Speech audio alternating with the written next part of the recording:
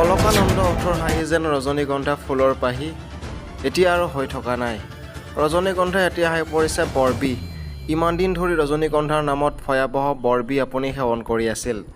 যদি আপুনি ৰজনীগন্ধা নামৰ পাণ মছলা খাইছিল, তেনেহ'লে সেই ৰজনীগন্ধাৰ প্ৰস্তুতৰ সময়ত দিয়া মাৰাত্মক মেগনেছিয়াম কাৰ্বনেট আপুনি ভক্ষণ কৰিছিল।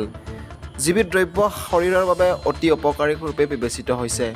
বামুণী মৈদামত থকা ধৰমপাল সত্যপালৰ ৰজনীগন্ধা প্ৰস্তুত কৰা ফেক্টৰী চিল কৰিছে ভাৰতীয় খাদ্য আৰু মানৱ প্ৰাধিকৰণে। দীৰ্ঘদিনীয়া পৰীক্ষাৰ অন্তত পোহৰলৈ আহিছে যে এই ৰজনীগন্ধাত আছে স্বাস্থ্যৰ বাবে অপকাৰী এবিধ ৰাসায়নিক দ্ৰব্য।